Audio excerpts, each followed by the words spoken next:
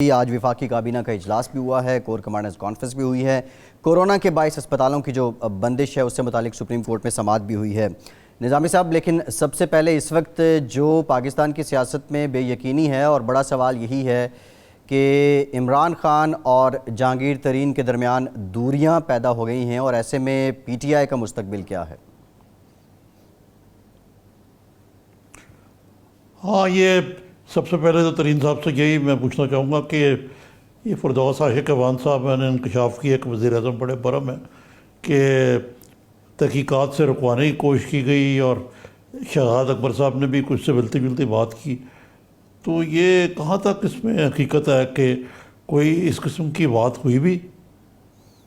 دیکھیں، میں نے یہ پتہ کیا شوگر ایسوسی ایشن کے جو پاکستان کے پریزیڈنٹ ہیں نا، اسلم فاروق صاحب، میں کہا یار یہ بات کدھر سے نکلی ہے، یہ کس نے تھریٹن کی ہے، کیونکہ یہ تو انہونی کی بات ہے۔ انہوں نے تو مجھے بتایا کہ بھائی صرف یہ ہوا کہ ایک خط آیا from the Pakistan sugar dealers ایسوسی ایشن ٹو اسلم فاروق صاحب کہ جی یہ ہمیں ہراس کر رہے ہیں، اور اس طرح ہراس کرتے رہے، ہمیں دھمکیاں دے رہے ہیں کمیشن والے، تو ہم کاروبار نہیں کر سکیں گے اور ہمیں مشکلات آئیں گی، اور ہمیں یہ نہ ہوگا کہ کاروبار چینی کا کرنا ہم بند کر۔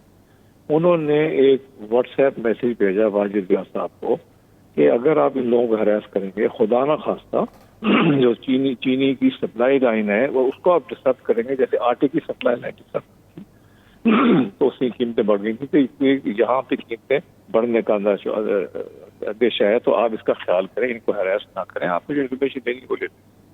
یہ مجھے اسلم فاروق صاحب نے بتایا کہ یہ میں نے کہا، اس کے علاوہ کسی کی کیا ہمت ہے کہ وہ دھمکیاں دے یار ایک سٹنگ گورنمنٹ کو۔ تو یہ اسلم فاروق صاحب نے بھیجی واجد ریاض صاحب کو، شاید انہوں نے آگے بھیج دی ہوگی، تو یہ this is the beginning and the end of the so called دھمکی۔ تو ہم سوچ یہ ہے کہ پرائم منسٹر صاحب کو بڑھا چڑھا کے کسی نے بتا دیا۔ جی اچھا، اس معاملے پہ بھی آپ کہہ رہے ہیں کہ جی نظامی صاحب، ترین صاحب آپ پرائم منسٹر کے قریب ترین ساتھی تھے، بلکہ آپ کو کہا جاتا تھا کہ آپ ڈپٹی پرائم منسٹر ہیں، تو اب اتنا یعنی کیا بریک ڈاؤن ہو گیا ہے، یعنی کہتے ہیں ٹرسٹ ڈیفیسٹ ہو گیا ایک قسم کا، کہ وزیر اعظم آپ کے بارے میں ہر منفی چیز جو ہے وہ سننے کے لیے اور اس پہ برہم ہونے کے لیے بھی تیار ہے؟ چینی کی رپورٹ آئی تو اس رپورٹ میں کچھ بھی نہیں ہے۔ اس رپورٹ میں اگر آپ اس کو پڑھیں، اور جو من لوگ اس کو پڑھ چکے ہیں، انالیسس کر چکے ہیں، اس میں کسی نے کچھ نہیں کہا، کسی کے اوپر ذمہ داری نہیں لگائی گئی، کسی نے کچھ نہیں کہا، صرف میرا نام فلیش کر دیا کیونکہ ایک سبسڈی کی رقم میرے نام کے ساتھ۔ وہ تو حکومت نے خود پالیسیز بنائی، خود ای سی سی نے فیصلہ کیا اسد عمر صاحب کی سربراہی میں کہ چینی وافر ہے، 1 ملین ٹن ایکسپورٹ کر دیں۔ اس کے بعد پنجاب میں یہ شوگر ایسوسی ایشن نے بلیں چلانے سے انکار کیا، کیونکہ انہوں نے کہا کہ 180 روپے ہم نہیں دے سکتے اس قیمت کے اوپر، تو یا آپ 180 روپے سے دینا 160 روپے کر دیں، پھر سبسڈی کی کوئی ضرورت نہیں پڑے گی۔ وہ انہوں نے فیصلہ کیا پنجاب حکومت نے کہ ہم کاشتکار کے پیسے کم نہیں کرنا چاہتے، تو ایک سبسڈی کی انہوں نے کوئی 5 روپے کی سبسڈی، جو پچھلے سالوں میں 10 روپے کی سبسڈی دی جاتی تھی، وہ دی انہوں نے 5.5 لاکھ ٹن کے لیے، اور معاملہ ٹھیک ہو گیا۔ یہ فائدہ سارا کا سارا اس کا سبسڈی کا یہ کیا ہے کاشتکار کو۔ اگر 180 سے 160 کر دیتے، آپ سوچیں کہ کاشتکار کو کتنا نقصان ہوتا، ہمیں تو کوئی فرق نہیں پڑتا نا۔ 160 روپے کم کرتے، چینی 5 روپے سستی بنتی، تو سبسڈی کی جگہ یہ گنے کی قیمت کی وجہ سے سستی ہو جاتی، تو ہم خود ایکسپورٹ کرتے تھے وداؤٹ سبسڈی۔ جب حکومت گنے کی قیمت ایک ان ریزنیبل لیول پہ لگاتی ہے ورلڈ مارکیٹ کے حساب سے، پھر کہتی ہے کہ چینی مہنگی کیوں ہوگی، تو اب آپ جا کے اپنے گنے کی قیمت کو کیوں اتنا سیٹ کرتے ہیں اونچا، تاکہ باقی لوگ سارے کے سارے لوگ گنا لگانا شروع ہو جائیں، تو وہ پھر وافر مقدار میں بھی ہوتا ہے، پھر سرپلس کریٹ ہو جاتا ہے، اور اس سرپلس کو کیسے ملک سے باہر بھیجیں جب آپ نے گنے کی قیمت کو آرٹیفیشلی ہائی رکھا ہوا ہے۔ جی جتن صاحب یہ بتائیں مجھے کہ آپ اچھی طرح علم ہے آپ کو کہ سیاست میں کیا کچھ ہوتا ہے، یہ رپورٹ بھی سیاسی ہے، تو اگر یہ کہا جائے کہ آپ کو سنگل آؤٹ کیا جا رہا ہے وکٹمائزیشن کے لیے یا پولیٹیکل وکٹمائزیشن کے لیے، تو یہ کہنا درست ہوگا؟ میرے خیال میں اس رپورٹ نے مجھے ٹارگٹ کیا کہ بالکل، میرا خیال میں یہ ایسے بالکل ہوا ہے، اور دوسری میں یہ بھی کہوں گا کہ اس میں تمام پاکستان کی شعبہ میروں کے اوپر یہ جو فورنسک آڈٹ ہو رہا ہے، اس میں سے 8-10 ملیں انہوں نے چوز کی ہیں، جس میں سے 3 میری ہیں ماشاء اللہ، ایک بھی زرداری کی نہیں ہے۔ شریفوں کی تمام ملوں میں سے صرف ایک ہے، اور بھی کئی بڑے بڑے گروپ ہیں جن کی طرف یہ گئے ہی نہیں ہے۔ تو انہوں نے 8-9 ملیں چوز کی ہیں، ان میں سے ماشاء اللہ 3 میری ہیں۔ مگر میں عرض کروں، میں نے کوئی چیز چھپانی نہیں ہے۔ جی جی میرے ایک پبلک لمیٹڈ کمپنی ہے، ڈاکیومنٹڈ میری ہر چیز ہوتی ہے۔ ہم نے ان کو اپنے سرور کی کاپیز دے دی ہیں، انہوں نے کاپی کر لیا سارا ڈیٹا، جو انہوں نے ڈیٹا مانگا ہم نے ہمارے کورونا وائرس کے ٹائم پہ بھی ہم نے لوگوں کو گھر سے بلا کے، سینئر مینجمنٹ کو گھر سے بلا کے کام کیا، ان کے ساتھ بیٹھے سب کچھ کیا۔ تو مجھے اس میں کوئی فکر نہیں ہے، مگر یہ جو ہے نا ایک واویلا آ گئی، ایک رپورٹ آ گئی اور اس کے اندر انہوں نے جو کلیمز کیے ہیں اس کے اوپر کوئی ایویڈنس نہیں ہے، کوئی انہوں نے انالیسس نہیں کی ہے۔ اب مثلاً وہ کہتے ہیں جی چینی چینی ایکسپورٹ ہوئی تو وہ چینی مہنگی ہو گئی۔ بھائی آپ مجھے یہ بتائیں کہ اگر شارٹیج ہوئی تھی اس سال میں؟ بالکل شارٹیج بھی نہیں ہوئی تھی۔ سال کے شروع میں جتنی چینی تھی اور سال کے آخر میں 5.5 لاکھ ٹن چینی پھر بھی بچ گئی۔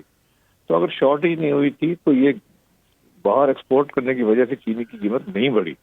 چینی کی قیمت اس لیے بڑھی کیونکہ پنجاب حکومت نے انفورس کیا کہ جو سپورٹ پرائس 180 روپے تمام مل والے ہوتے، 180 روپے جب آپ قیمت دیتے ہیں تو آپ کو گنے کی cost of production of sugar جو ہے وہ خود انہوں نے کیلکولیٹ کیا ہے کہ 63 روپے کی پڑتی ہے۔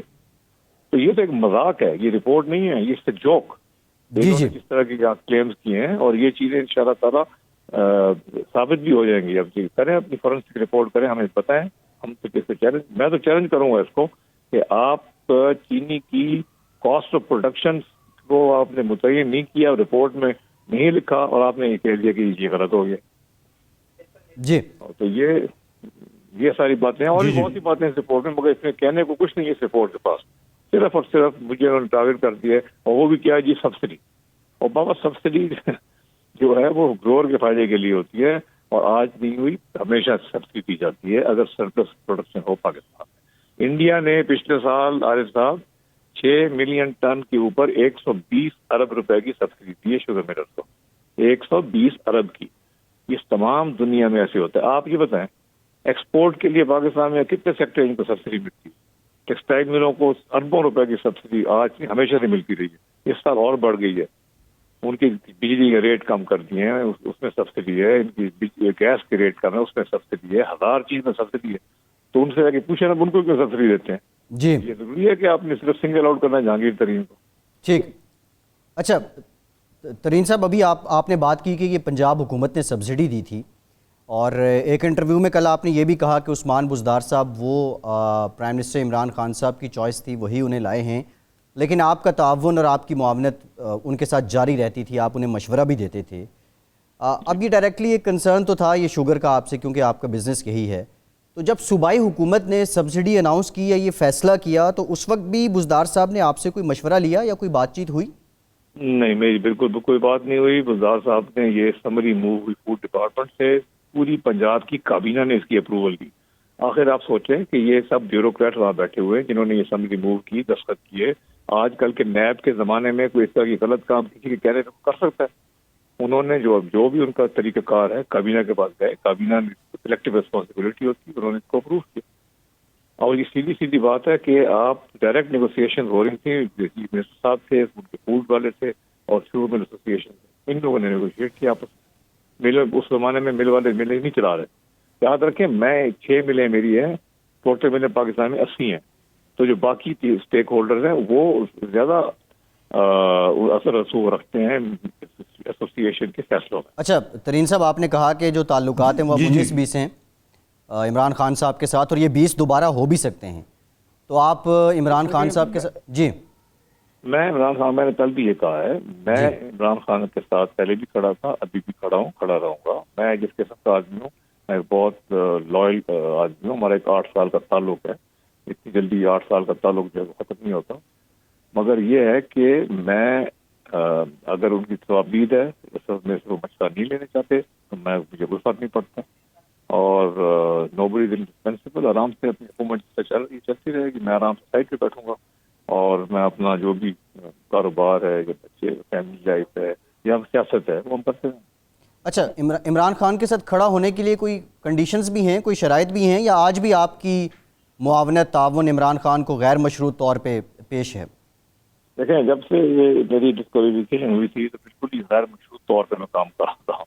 نہ میرا کوئی عہدے کا عہدہ تھا، نہ مجھے کچھ یہ چاہت تھی، ایجاد ہو سکتی تھی کہ میں کچھ بن جاؤں، کیونکہ میں تو نہیں بن سکتا تھا. تو میں تو پہلے بھی اسی طرح کام کر رہا تھا، بغیر کسی بے لوس کام کر رہا تھا. بے لوس کام جو کرنے والے لوگ ہوتے ہیں وہ پہلے بھی بے لوس کام کر چکے ہیں اور بعد میں بے لوس کام کرنے کو تیار. تو اس میں کوئی ایشو نہیں ہے، مگر میں انتظار نہیں کر رہا. تو ترین صاحب، یہ جو بے لوس آپ نے بات کی، آپ ایگریکلچر کے سیکٹر کو آپ نے سنبھالا ہوا تھا اور اس میں آپ کام بھی کر رہے تھے، خصوصی میٹنگ بھی ہو رہی تھی، لیکن آپ کو اس کا صلہ یہ ملا کہ کل انہوں نے جو شہباز گل صاحب ہیں، انہوں نے ٹویٹ کی کہ جی آپ کو فرق کر دیا گیا ٹاسک فورس سے، اور ان کو کہنا ہے کہ وزیر اعظم کے کہنے پہ انہوں نے یہ ٹویٹ کی. تو آپ کے پاس عملی طور پہ تو عہدہ نہیں تھا، لیکن آپ نے سنبھالا تو ہوا تھا ایگریکلچر کو. میں نے ایک ایگریکلچر ایمرجنسی پروگرام بنایا تھا، جو 13 پروجیکٹ تھے پاکستان سارے میں امپلیمنٹ کرنے کے لیے، وہ ہو رہے ہیں امپلیمنٹ. میرا کام ہو گیا، ضروری نہیں ہے وہ ایک دفعہ میں نے کر دیا، اب جو لوگ ذمہ دار ہیں وہ کریں امپلیمنٹ. میرا تو کام تھا ایک پالیسی ڈائریکشن دینا، جو میں نے دے دیا، اور اس کے بعد آرام، اس کے بعد یہ لوگ جو ہیں یہ انشاءاللہ تعالیٰ بہترین امپلیمنٹ کریں.